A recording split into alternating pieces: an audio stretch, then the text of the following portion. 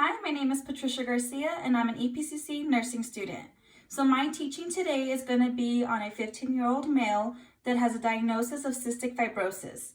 Now, this patient was hospitalized a few weeks ago due to a cystic fibrosis exacerbation, and after I spoke to his parents, they did inform me that he was non-compliant with the orders the doctor had provided him. So I am going to further and educate the important reasons as to why it's important for him to take control of his diagnosis. Hi, my name is Patricia Garcia and I'm an EPCC nursing student and I'm going to be your nurse today. Can I get your name and date of birth, please? My name is Gary. I was born on March 11th, 2005. Okay, thank you. So your mom had told me that you have, when you go home from the hospital and you're provided with these teachings, you're not really compliant, or let's say you're not doing what the doctor's telling you to do, like his guidelines. So what I'm going to do is teach you the importance of them, okay? So first what I'm going to do is I'm going to let you know what the objectives of my teaching are, okay? So my first objective is going to be for you to gain an understanding of compliance with taking your medications for your cystic fibrosis. And I want you to be able to comprehend and to retain this information, okay? So please pay really close attention. My second objective is going to be I want you to be able to voice ways that you can prevent yourself from getting respiratory infections, okay? And my third objective is for you to be able to state categories of food that you can eat that are important for your diet, because patients that have cystic fibrosis, diet is very important to them, okay? So you can go ahead and read along with this, or whatever you'd like. You can take home with you so you can refer back to it. Now that's the teaching that I provided you, some information. Some things I want you to understand is that people that have cystic fibrosis, they require 2 times the amount of calories than patients that don't. So this is why is that? Is because your body requires more calories for energy. And also with this, it allows your body to have more energy to fight off infections and also prevent infections. Okay, so for my first thing is that I want you to understand why it's important for you to be compliant with your medications. I know that you are taking the medication pancreolipase, is that correct? Yes, ma'am. Do you know exactly what that medication is for? I don't. Okay, so what this medication is for is so that your pancreas can absorb nutrients properly into your system. So that's why it is taken with every meal you take. So with this med, you take 6 capsules with meals daily. Okay, and then you also with snacks, you're going to have 3 capsules, okay? So everything that you eat with this med is going to help your body absorb all the nutrients that you need, okay? Another reason it is important for you to be compliant with your medications and treatment is, another way to be is healthy diet helps your body fight off infections and it protects your immune system, okay?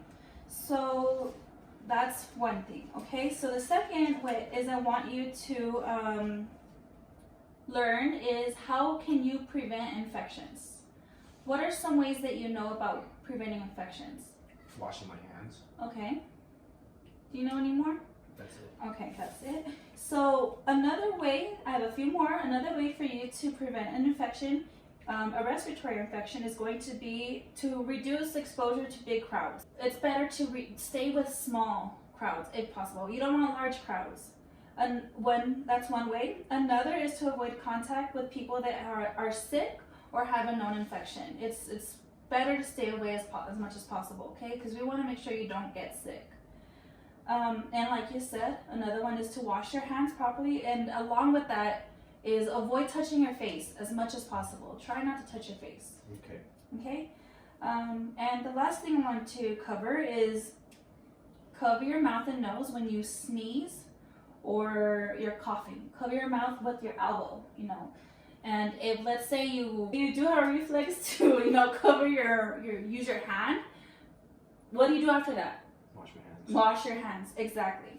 So my last thing that I wanted to teach you on is the foods that you are to consume and the types of food, which categories. Yes, so I have it here. the categories of foods that you are going to eat for what is good for your diet. Okay, so what we want you to focus on is foods that are high in carbohydrates, high fats, and high proteins.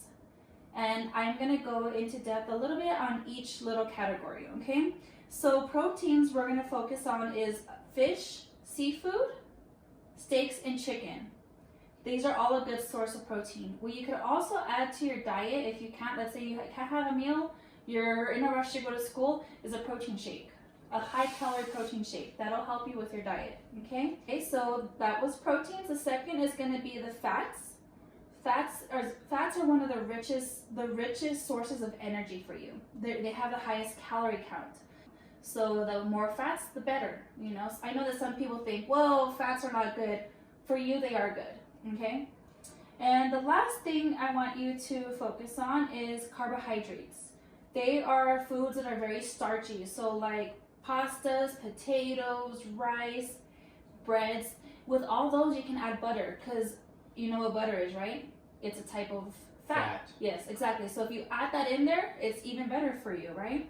So those are all things that you can do to take to improve your health, prevent you from being re-hospitalized due to cystic fibrosis, or just to make, let yourself keep control of your health.